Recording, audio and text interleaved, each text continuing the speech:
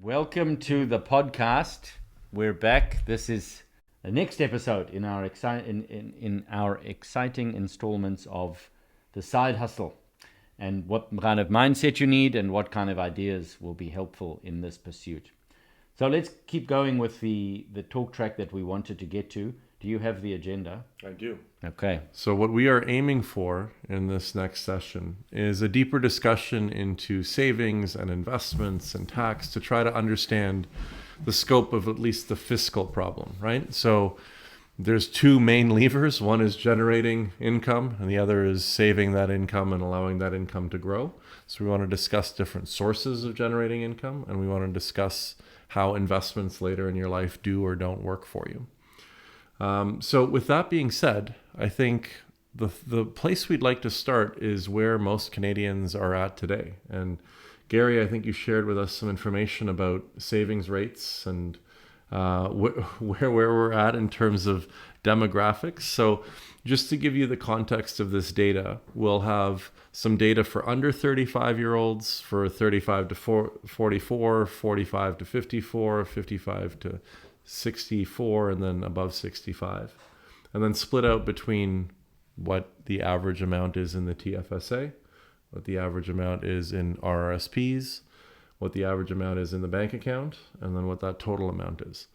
What I'll say for those of you listening keenly is that this is the average or the mean of those values, which means that if someone has a tremendous amount of wealth, they greatly skew this, right? So I think for the median, we can easily conclude that that number is going to be lower than whatever we state as the average numbers. But over to you, Gary. So the underpinning premise to all of this is,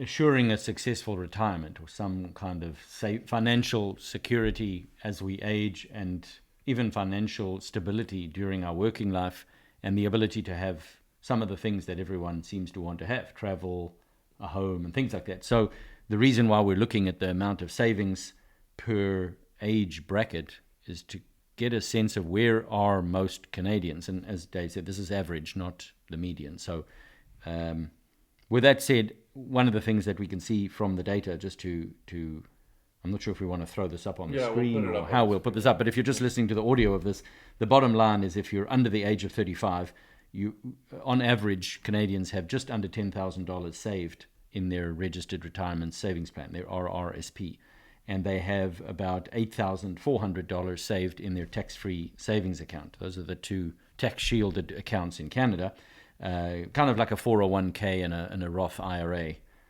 in the US. In terms of bank account, it appears that the average is about $10,000 is in short-term savings accounts, be that check account or savings account, and that brings a total of about 29,000 Canadian dollars if you are under the age of 35. As people age between 35 and 44, it would appear the data implies something happens because they have collectively just a little bit less savings on average at about 27,000 once you get into the next 10-year bracket, the next decade of age. And that might be because they bought something, they finally settled down, had kids, had a home. There might be less savings on average. But then after 45 to 55, it jumps up to near on double to about 55,000 saved, the predominance of which is in the registered retirement savings plan. And that's probably one thing we may want to discuss. Although savings is good for those that can find a way to do it, it's not a given that you do it. It takes discipline. But if you work in an organization or a company that makes a contribution to your registered retirement savings plan, part of that is happening for you. The point of that, though, is what used to be very advantageous. The investment into an RRSP meant that when you retire and your income tax rate or your tax rate was lower in your retirement years, you were going to take the money out and only pay a lower tax rate. Unfortunately, depending on how your retirement goes, the inflationary pressures on our financial system have meant that most people are not going to retire at that much of a different tax rate to what they pay right now. So whatever you're paying, there's a good chance your retirement will look very similar, in which case there's no real point to the RRSP other than you can contribute before tax and it can grow tax-free. But when you try and take the money out, it's going to get taxed at the same rate. So you're delaying the access to that money. You can't touch it until after you're into your 60s, and worse, the government actually forces it out into a retirement income fund. It actually switches from being a registered retirement savings plan into a registered income fund, a retirement income fund, which is basically where they push the money out to you on a monthly basis. So all of this to say, the amount of savings is skewed heavily towards RRSPs. So between 45 and 55, it goes up to $55,000. And then 55 to 64, it goes up to $126,000 of total savings. And once people are over the age of 65, this is now supposedly over retirement age, then it goes up to total savings of about $260,000. And that would be considered wealthy or successful by these averages. It's above, if you're above that, then you're above average. But the RRSP amount of that is more, just over half at $146,000.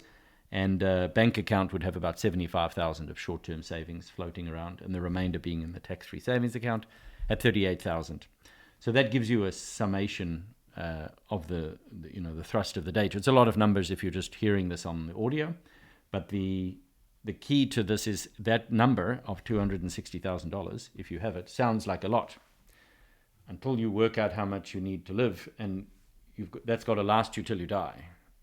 There better be, other than your old age pension, old age security from the government, there's not a lot of money there. It sounds like a lot when you hear the number, but if you realize the calculation, or you do the calculation to work out that's got to last you till you die, it suddenly starts to look very, very light. So that's one of the reasons why this conversation about how do you get more of your money to work harder for you, and maybe the question to Dave's point was, how do you get more money just in general? And once you're getting more money, how do you pay less of it out to expenses, taxes, and all the other things you can legally do to minimize outflow? And then, I think that brings us to, answering your question. There's a real question mark of, will we be able to retire? And just before I hand the microphone back, one thing I find a lot of people don't discuss is that just having this conversation can be confronting. It can be very challenging. It can be, to your point earlier in the previous podcast, it can be scary. If you want to see someone get very, very intimidated, ask them how their financial future looks. It's a very intimidating and scary conversation. And most people don't sit down and actually draft a wealth plan. They don't actually put a wealth plan together. It's one of those strange things. We all are chasing it, but very few people actually sit down and write down, okay, so if I'm earning this, this is how much it will yield me over the years, and this is what my retirement could look like.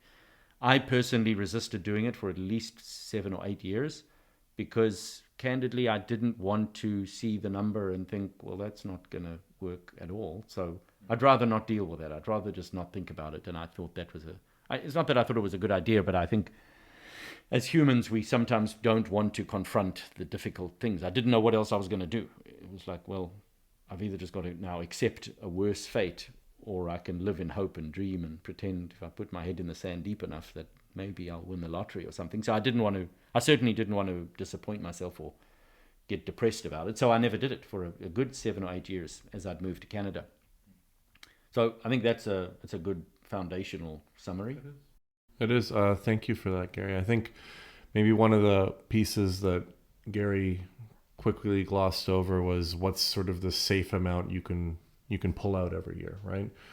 The idea of 4% as being whatever your savings are, you can pull 4% out, and you'll make at least 4% in more secure, more safe investments, meaning you're not really putting that nest egg at risk is kind of like a rule of thumb in the wealth management industry. So to give context, right, if you have 100,000 saved up and you're in retirement, right, that means you can safely withdraw $4,000 per year. Right? If you have $1 million, right, saved up, you can withdraw $40,000, right? Which is a little over $3,500 a month or so. So what we're talking about here is how can you create cash flow, right? Where in most cases, even if you had $200,000 or $300,000, you're not covering the expenses that you will continue to incur, let alone the lifestyle that you probably want in terms of traveling, seeing your kids, going on some vacations with your loved ones, going out to restaurants, right? All of these things are just costing more and more and more. So a big piece of what we're trying to discuss today is how do we build wealth through additional income streams, but not sort of shying away from things that are scary, like understanding where you are financially without any type of misinterpretation, just a ton of clarity into like, this is literally what's in every account, and modeling what that's going to look like 5, 10, 20 years from now. I think is really important, because the idea of not having clarity isn't going to help anyone. I think this came up on the last podcast where, no wind is favorable if you don't know where you're going, right? So understanding where you are is incredibly important to understanding where you're going, because a map relies not just on understanding general surroundings, but where you are relative to those surroundings. And I think having a financial plan and a clear view of where you are is really important. The one thing that the numbers, just to not be all doom and gloom, do not reflect is any type of equity in a house, right? So as you saw us go through, or Gary go through the numbers, right? There's a little bit of a dip from 29,000 to 27,000 in total sort of savings. We're not talking about net worth. We're talking about cash savings. So if there are businesses that you have an equity stake in, or partnerships, or you have housing or real estate that you have equity in, right? That's not included here.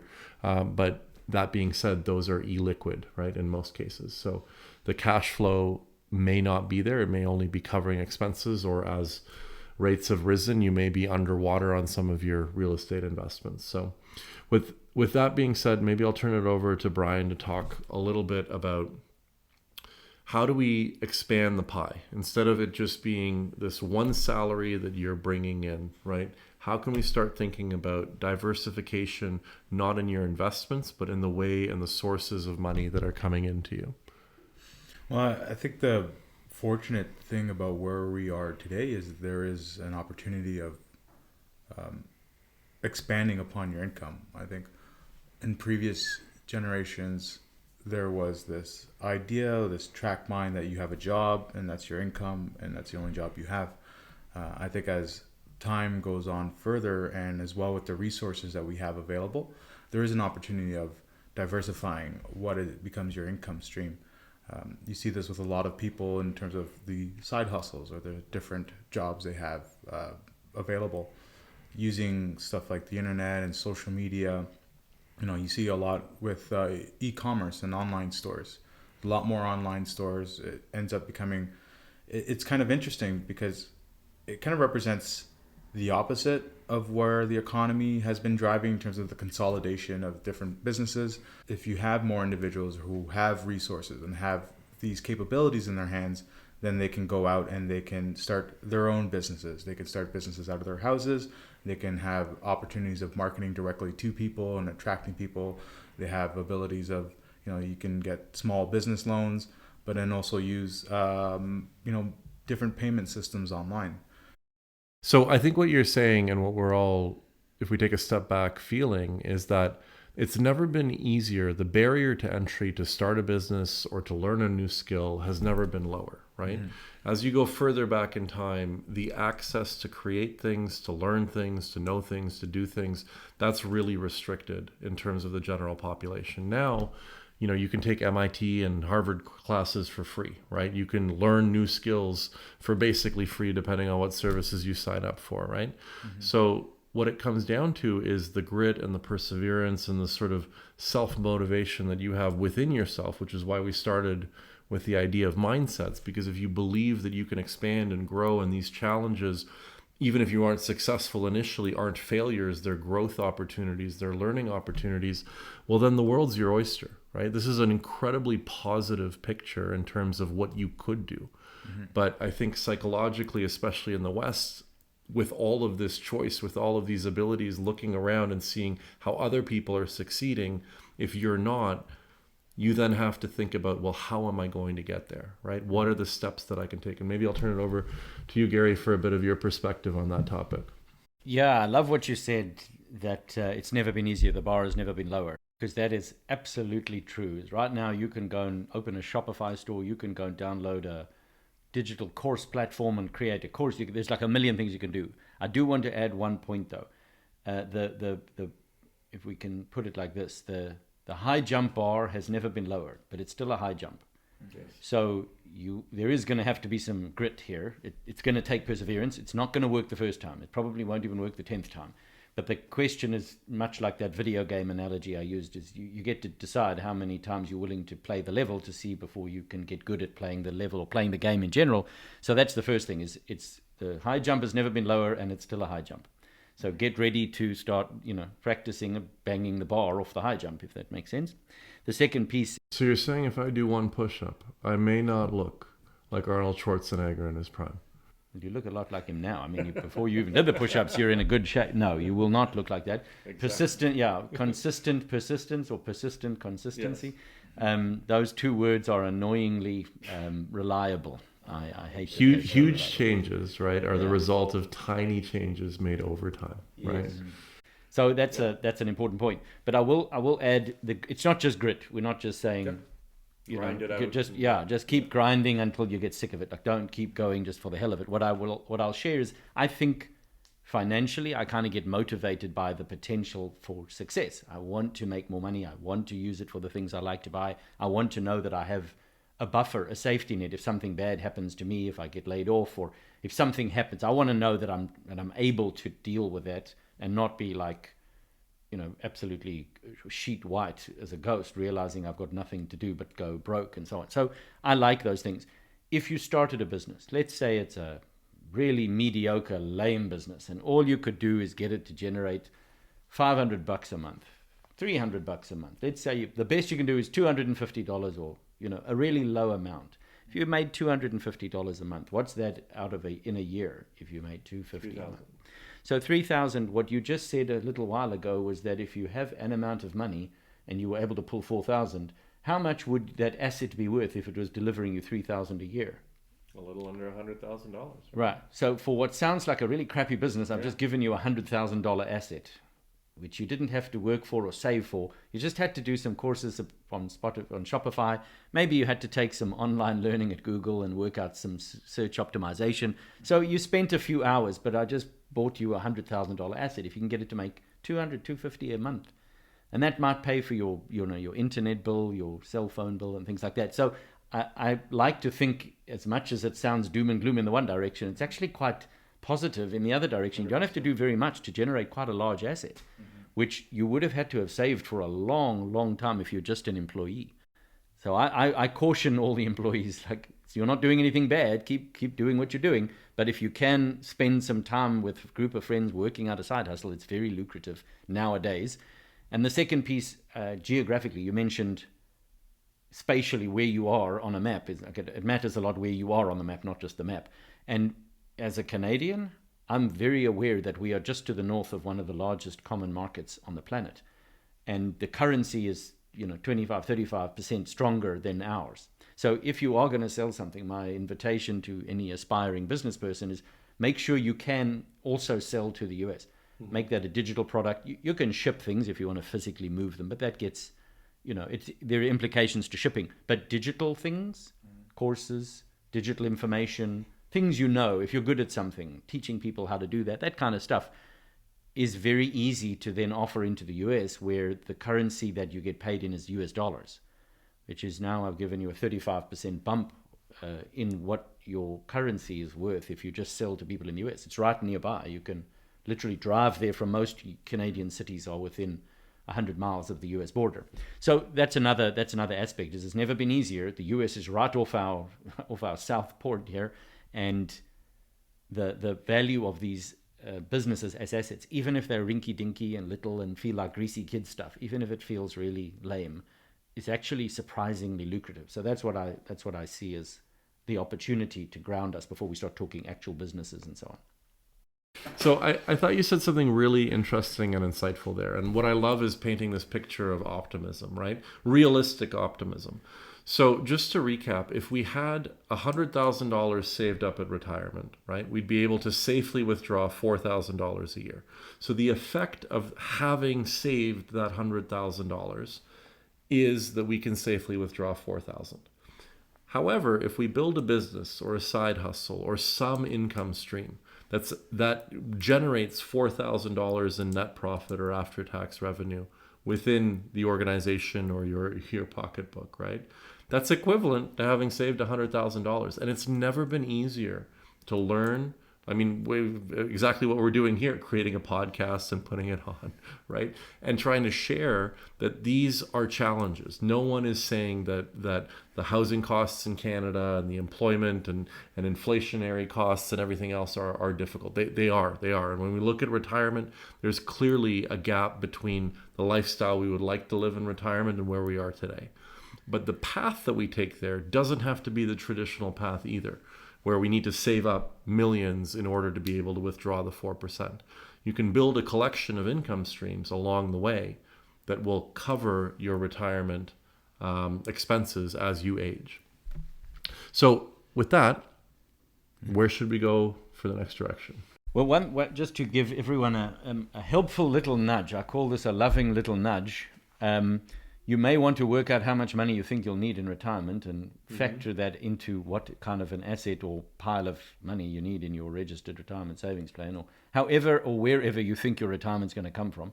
Just do the quick on the back of a napkin calculation, because it's a surefire way to get depressed. I'm going to give you 100% reliable ways to depress yourself. Is work out how much you think you need to live on in retirement.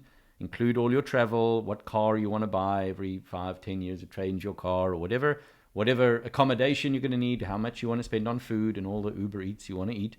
All of that stuff, just add it together roughly how much you think you'll need to live in a year, and multiply that out at the 4% rule of thumb. So to make it easier, just multiply it by 40, right? Okay. If you multiply whatever you need, whatever your expenses and living costs and travel costs will be, take that number on an annual basis, multiply it by 40. That's what you need if you're only withdrawing 4%. Okay. So if I wanted to earn, just for round number's sake, $100,000 a year in my retirement, what would I need then to... It's crazy, $4 million. Yeah. So anyone that's got less than $4 million, don't expect to retire on 100,000. Anyway, I found that quite disappointing when I realized that was possible. Now, maybe you have investments that are returning more than 4%. Maybe you're finding ways to change that. It's a rule of thumb. It's not a law. Mm-hmm. It's just an easy way to say if you're only taking 4% out, the actual capital principal amount will remain there and be able to carry on throwing that off as interest without depleting the original source amount. If you have a business, you may not need to guard a source amount. The business may be producing actual value. It may be producing actual money. So I think it's a calculation everyone would benefit from doing. It's a disappointing one, but do it on the back of a napkin. It doesn't have to take more than 5 minutes. The one other point I did think was valuable to add in before we get into actual businesses, and why would you want to start a business aside from the asset reason? I made a list, and again, I resisted making this list, but I made a list of all of my assets and then all of my liabilities. And at the time I made this, the asset list was relatively short. That part took about a minute. But the liabilities took longer. I had more credit cards and debts and some loans and so on. So that part took a little longer. I had to log into my bank accounts and just look at what do I actually owe. And the reason I did that was to arrive at my net worth. Where do I actually stand? And I had to be willing to get depressed for a minute so that you can find a plan out of this. But you're never going to get out of it if you don't know where you stand. So that orientate yourself wherever you are. It's not as bad as it seems, and it might be bad. It's like a map, right? The map is useless unless you're able to identify where you are on that map. Yes. And once you know where you're on that map, then you can chart a course as to where you want to go. Correct. Even if it looks like, well, that's a lot of uphill, it might be, but it's a lot worse. It's a lot better than not knowing where you are and wandering around in the desert. Mm-hmm. So I made a column in a spreadsheet and just wrote the numbers, of the assets, and then underneath that the liabilities, and subtracted one from the other. It wasn't very complicated, but that was what I did. And then every month I added a column and just updated it month over month. And I like graphs. For me, when I see a graph, it makes sense to me when I see a line or a shape moving. So I graphed after about 8 months of every month. I just logged in and said, yep, we're going backwards. I'm going deeper into debt. My assets are not growing and my liabilities are growing. And how much time would it take you to prepare this Excel sheet? Just to give everybody sort of an idea, how would they go through this? How much time they have to dedicate to this? the first time you'll probably need half an hour to an hour because you've got to log in, like everything. Your car, how much is it really worth? If you had to sell it right now on, I don't know, Kijiji, on eBay, on Craigslist, Clutch, what? If I had to sell my car right now, let's say it's worth $15,000. Okay, so line item 1, car, $15,000. In my check account, $67. Okay, line item check account, 67, and whatever else I have, my guitar, my camera, the microphone I'm talking to you on, $40 on Kijiji, whatever it is. Then next section is liabilities, which is credit card from that bank, home equity line of credit from that bank, mortgage and whatever, and then subtract the one from the other. So the first time, to answer your question, will probably take you an hour. It's an uncomfortable hour. Don't be fooled by the shortness of the time. It is shorter than I thought it would be. I thought it would take me longer, and I resisted it.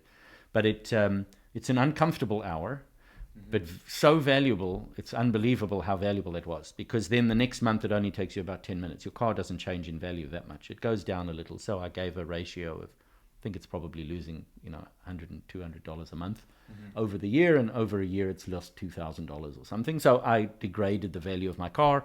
I left the guitar and camera, and said, for year on year I'll take off 10%. But at the end of 8 months, I started to notice a trend line. And that was very powerful for me, because I started to see month over month what was happening. I then realized what was going on, and the answer to what to do next became very obvious. Before I did this, nothing was obvious. I was in hell, and it was like I don't know what to do, and I didn't even realize I had a problem, and I didn't realize how bad the problem was. So those 8 months of once a month for 10 minutes, I just updated it, and then started to notice we're going in the wrong direction. I think we need to start paying down some debt. It's not complicated, but it sounds so obvious. But that was a big aha moment for me. That was a major turning point for me to realize if you don't change direction, you're going to end up where you're headed. So I'm going to be retiring into debt. Then there's no 4% there's nothing coming back. I'm in debt. Just because I retired does not mean you're scot-free from debt. Like, it doesn't go away. So I did this over 8 months. Now it's become a monthly ritual. And the good news, just as a spoiler alert, is I turned that curve around and started saying, let's at least make it start to go up, even if it's by $1. Just get it to go up by $1 a month. That's all you need to do, is change the trajectory, and then keep going. Just keep doing what you're doing. And, now your trajectory is in your favor. The wind is now at your back because you know where you're going. That was one of the simplest things I ever did, one of the most valuable and powerful I ever did. Everything else I've added onto that, where I've done well financially, was out of being able to see, I know what this is going to do, and I know why I'm doing it, and now I'm motivated. Before that, I couldn't remain motivated for very long. It's somewhat like being in a dark room, right? Looking for the door. You can spend a lot of time trying to find that door, but it's going to be a challenge, right? And at a certain point, I think there's this part of human nature where the bigger the challenge, or when we see this daunting challenge, we kind of want to give up, right? So the perspective that you're offering in terms of, this is where you take ownership of your financial situation, where regardless if it's good or bad, you are still actually now you're looking for the door in a room with a light, right? So that becomes very important, I think, for everybody who is in these different situations. It's really what it takes is what we talked about earlier, is the mindset. The action of making money is first the action of understanding where you are, and understand when you plot that kind of course, right? You're, as you said, like, visualize or think about what are the things you want and what are the things you want to achieve. What does it take for you to achieve? And then that's when you can start marrying the work opportunities, or perhaps opportunities of upskilling. That what you do becomes much more valuable because you see the direct correlation as to the things that you're able to do.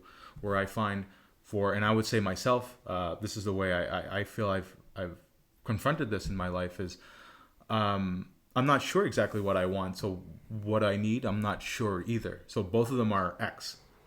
And how do you solve for that? Well, one of the X or the Y, one of them I have to resolve to be able to find out what is the next part of the other part of the equation. Yeah, and I think in our last conversation, we talk a little bit about introspection and the fear of change and the fear of looking inside. The fear of finding out bad news, right, is a big part of that, right? personally, my parents, really didn't trust doctors. They really didn't trust going through the medical system. And unfortunately, they both passed away well before their time, holding on to that belief. And I tried everything for like 20 years to convince them otherwise. And had they learned about what was going on in their bodies, right, they could have done something about it. We're talking about finance here, but I think that this is true across our lives, right? It's the things that are uncomfortable that are not going to resolve themselves. They're not going to get better if you ignore it, right? Bad news does not get better with age, right? Understanding what that is and having those uncomfortable discussions, if it's a technical thing where you want us to create a spreadsheet, we can pop a template in the chat or a template in the comments here so that you can just list out your accounts in your own spreadsheet, but at least you have something to work off of for basic liabilities and assets and stuff. But I don't think that's, for most people, the stumbling block. It's just the act of, okay, I need to be real with where I actually am versus where I think I am. And I think this all comes back to the idea of that mindset where you want to be real with yourself and who you actually are versus who you think you are. And financially, that's really difficult, right? There's been many moments in my life where I just did not want to know how much I owed. It was a number that I felt I could never get away from. But I think that facing that challenge and learning how to overcome it, that's what builds the skills to become more comfortable talking about financial, literacy in terms, understanding how to invest or save, right? Making it a clear goal, like Gary, you were talking about, what is the path to get out of this, right? If you don't know where you are, you can't possibly know how to get to where you want to go.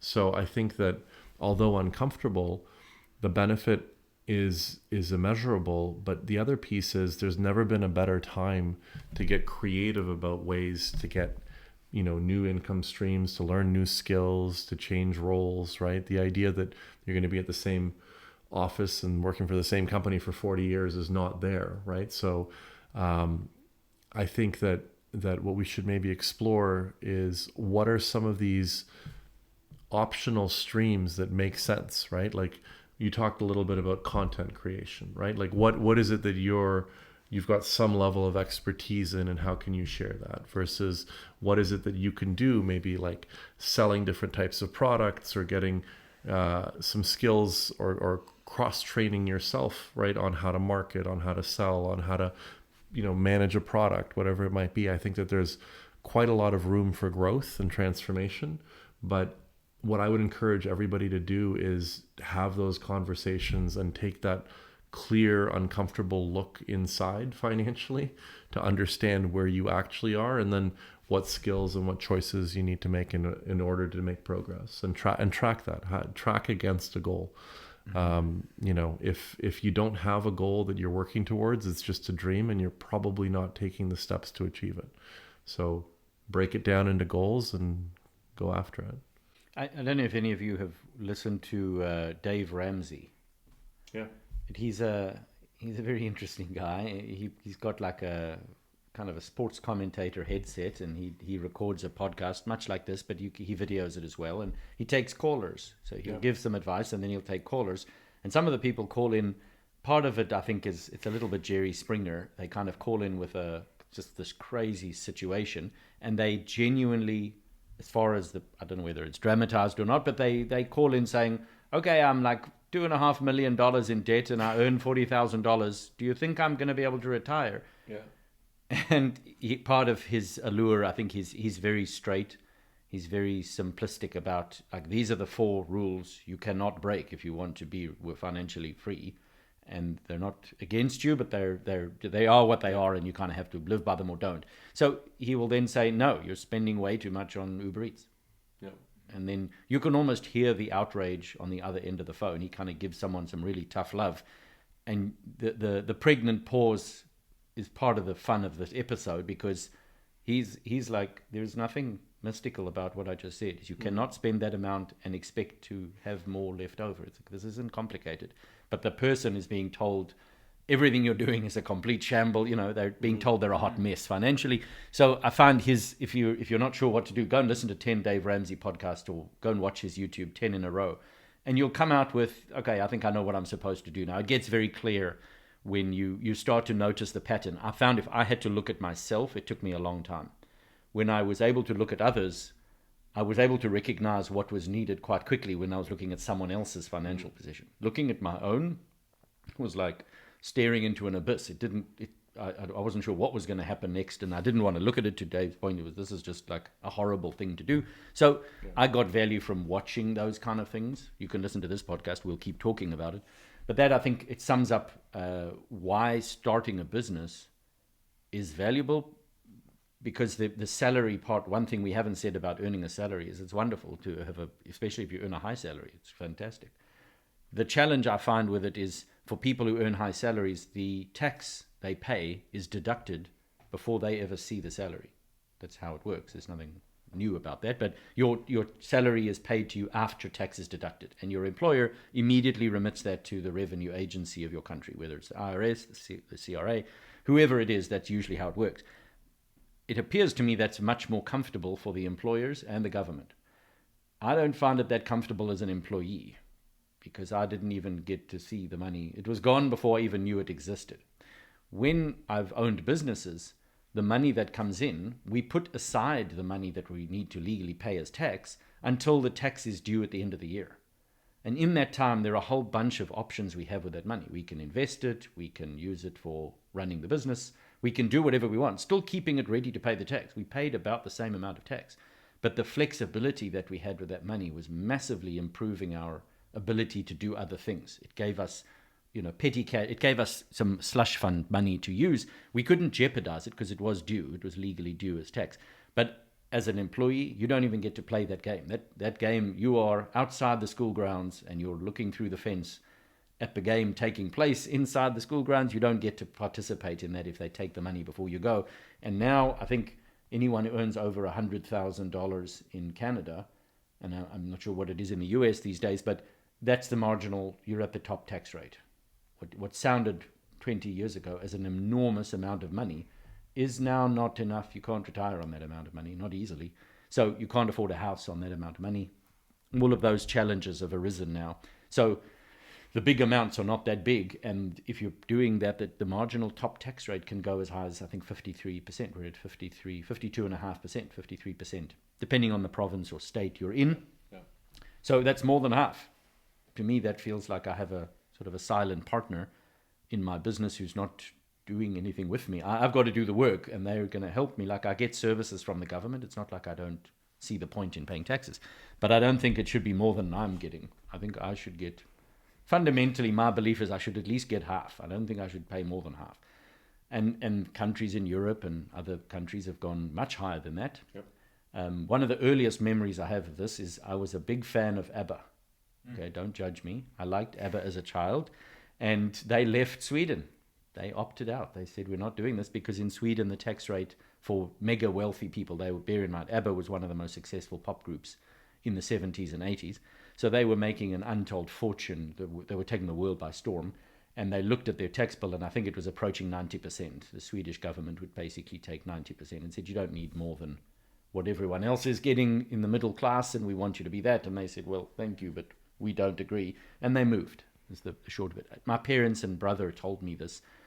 I said, like, let's go to Sweden and see ABBA. And they said, they're not in Sweden. And I was like, I thought they were Swedish. And they said, well, they are, but they moved. And I said, why would they move? And what came out was the tax regime was unfavorable to them. Yeah. So that's my little rant or soapbox about, it's good to pay tax. It's legally due and it's necessary, and it pays for roads and doctors and nurses in our healthcare. That being said, I don't enjoy paying more than half of my tax. I think that causes me to want to work less. So we've talked a little bit about looking inside our financial sort of inner selves, painting and understanding the clarity without any BS of where we are, understanding where we need to get to and what that looks like, modeling a little bit of retirement. And all of that is in the context of how difficult it is and how much more difficult it will be in the future to retire. So what are some things that we could suggest to our audience around different skills, different businesses, different types of revenue streams that would make sense. Because I think what a lot of people are searching for is, okay, I understand that there's a problem. I understand that I need to change something or learn something or do something, but then getting caught up in the, well, but what, right? So I was hoping maybe starting with Brian and then going to Gary, what are some ideas around different businesses, revenue generating, whatever it might be, that the folks could get into, and what's required too, because we keep talking about how the barrier of entry has never been lower, but that still requires action. So maybe before I'll just share a little story. I watched this video with Maria, my wife, and we were basically being asked. There was somebody up front saying, "I've got $50, right? If this was available to you, right? Who would want it, right?" And everybody in the audience like raises their hand and stuff like that. And after a minute or two, a lady just walks up from the crowd and takes it, right? And the lesson to that is that she's the only one that took action. Everybody else wanted all this, right? Everybody else thought it was a good idea. Everybody else would have loved the $50. But the problem is nobody other than her actually took action and stood up and tried something and did something, right? Mm-hmm. And that's why she got the $50. So maybe with that, if you could share your thoughts on what it takes and what you'd have to learn or try or do in the context of income streams and trying to preserve, a healthy retirement for everyone.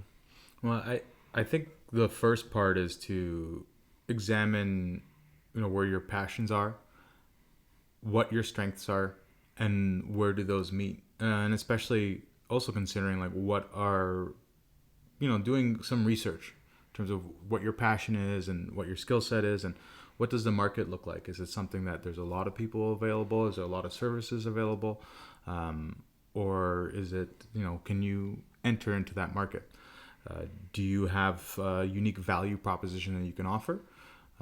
And then as well, what are the skill sets that you're missing and what do you need to upskill yourself in? And this is where I think one of the hardest things that ends up happening as we get older is learning, right? It's very easy to learn when you're younger. But as an adult, it becomes a challenge. There's a lot of other things going on, and you also have this mental barrier. But the more you're able to find ways of learning and acquiring new knowledge, especially the gaps in terms of, that's why I feel like the passion and your skill set, and it's like this bar, and there's different gaps. I guess the way you look at like a disk defragmentation from a hard drive. Sorry. But you want to fill those gaps with a different skill set. So you might have certain strengths, but then there's other strengths that you don't have. And that's a great opportunity to use stuff like YouTube. I know a lot of people learn on the fly on YouTube, but also online courses and being able to upskill. But the important part to the story you just told, it takes that level of gumption. It takes this go get it attitude. Yeah. So the one thing I'd also highlight is that, yes, you want your passions and what you enjoy and what market or what that could, be impactful to converge, but also understanding what you hate, what you don't want to do. If you're not a numbers person, right? It's never been easier to have someone help you with some aspect of either technology or business, right? The ability to outsource pieces. I just don't want somebody listening to think that until I can do everything well, I shouldn't start anything, right? Yeah. There are ways to fill gaps depending on your financial means that can accelerate where you want to get to and carve away the things that in yourself is just going to be either frustrating or not going to work well or not the problem that you want to solve. I think so many people are very focused on like who they want to be when they grow up or what kind of lifestyle they want. I'd ask to reframe that to what problems do you want to solve? Because if the problems that you are passionate about solving, right, are impactful, right, have a lot of value to corporations or governments or citizens or individuals, right, there's going to be money in that space, right? Mm-hmm. And looking at that and understanding what you're good at, what you can bring to the table, understanding where your gaps are and what you want to learn in order to become more proficient in that space, and then understanding what gaps you're going to outsource or fill or go into partnership with, right? I think that creates like a complete view of what would make sense. Well, just to finish on that with the story, you mentioned about the $50 is it takes that level of gumption. It takes that level of like, I'm going to go out there and I'm going to do this. Right. And I mean, if you're able to do it along the lines of, as you mentioned, it becomes a little bit easier, or you also feel a little bit more emboldened to take that path. And really the path towards going in a direction where you have no idea what direction it is to have the confidence on the things you've done and where it's gotten you to. Yeah. And being a little being bold out there and really putting yourself out there. And being consistent. So there's a funny thing, Andrew Huberman on his podcast talked about how if you do something that's challenging, it actually, if you actually achieve or succeed in the challenging task, that doesn't mean that you've done something and achieved something in general. It means I didn't want to get up and work out this morning, but then I got up and I worked this morning, right? In terms of working out. It creates connections in your brain that are not there if you do the opposite. Meaning if you set a task for yourself and then you don't achieve it or you don't try to achieve it, it actually makes it much more difficult. You can think of this as like the excitation energy needed for like a chemical reaction, right? You need to get over the hump and then it gets a lot easier.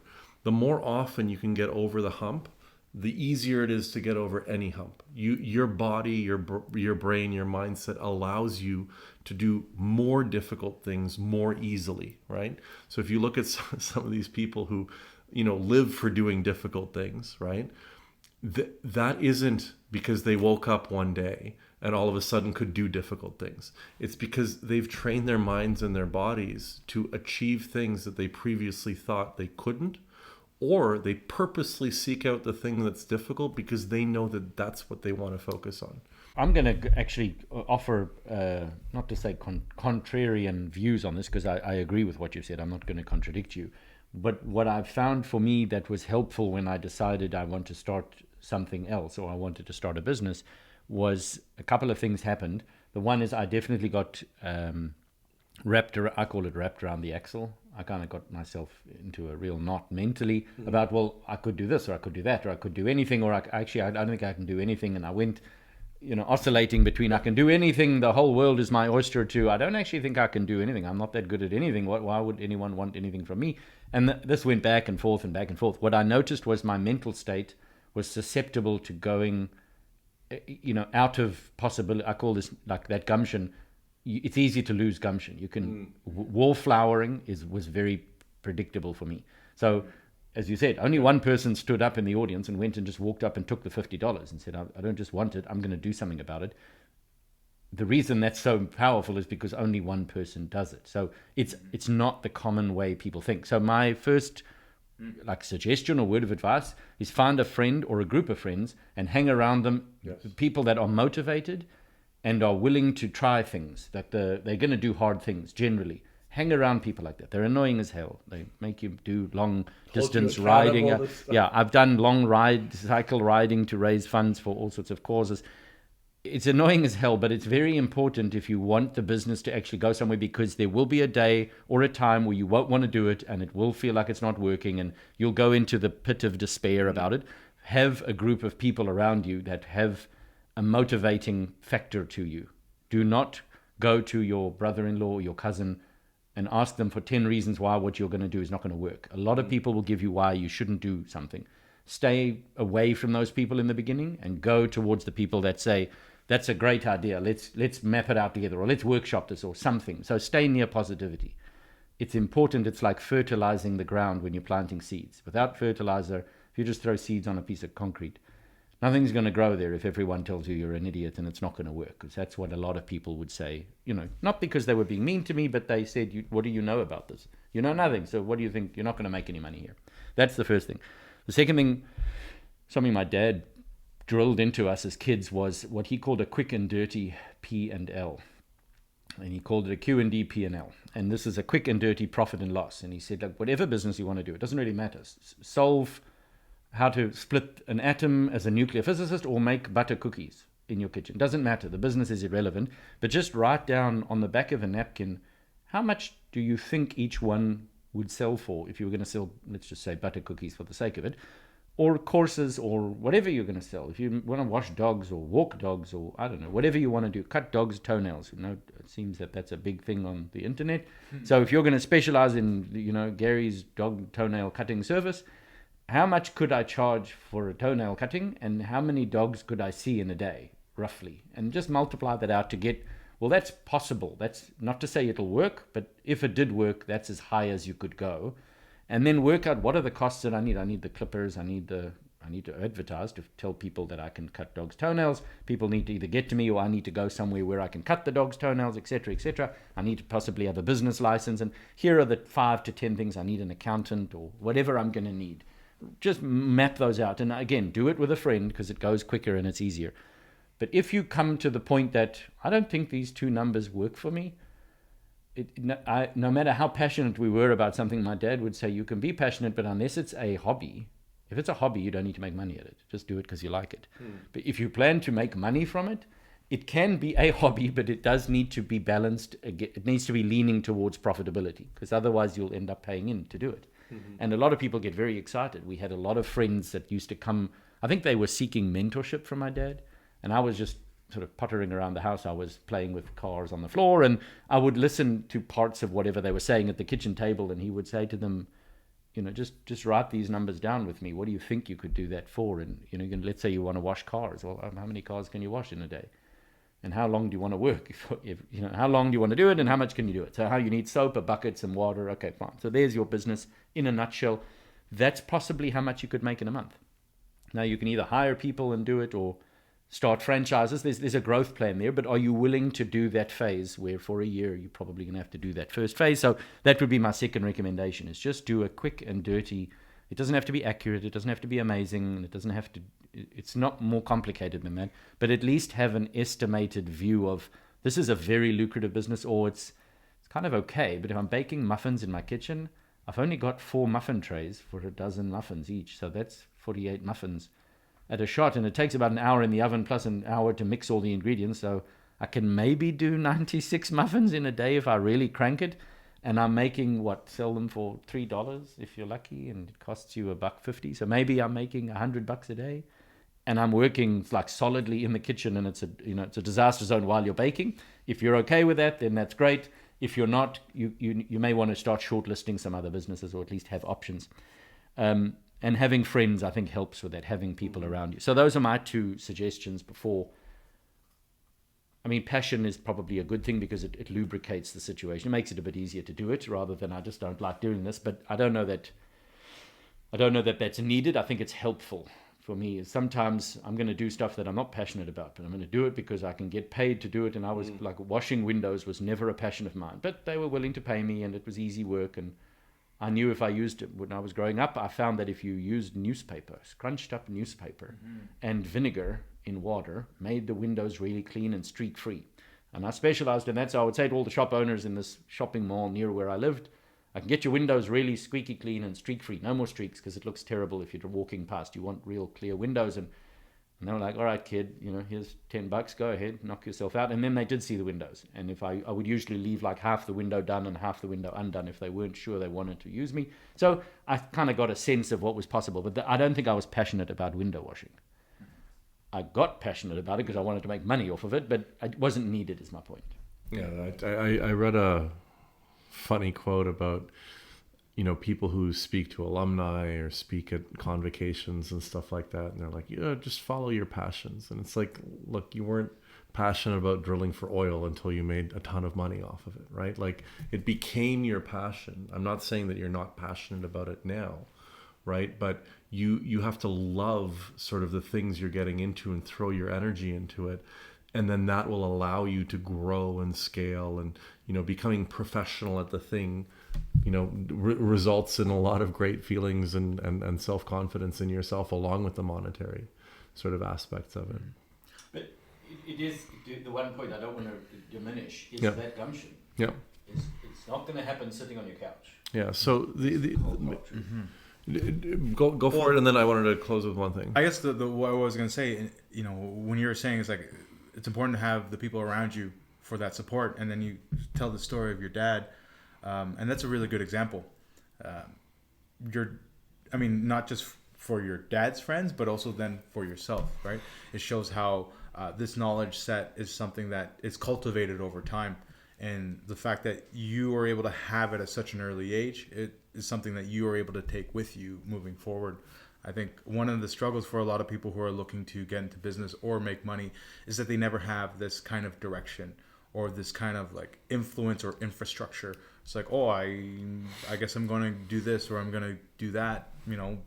But if you have someone who's able to support you and guide you through that process, you know, in the future, like as you said before, right? It's like all these things I've done has allowed me then to do this. Well, that is a really important part.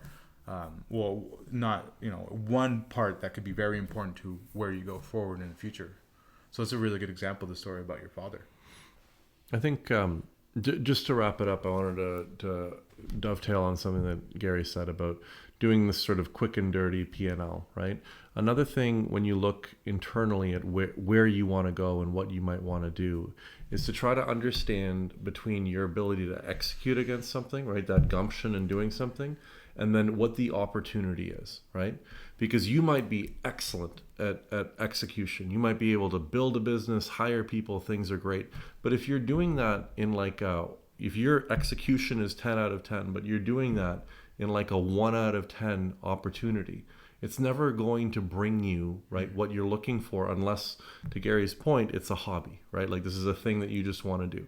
If it's about financial freedom, trying to understand what the 7, 8, 9, 10 out of 10 opportunities are, right? Like what sort of industry or sector or subsector they're in, right? What you uniquely bring to that.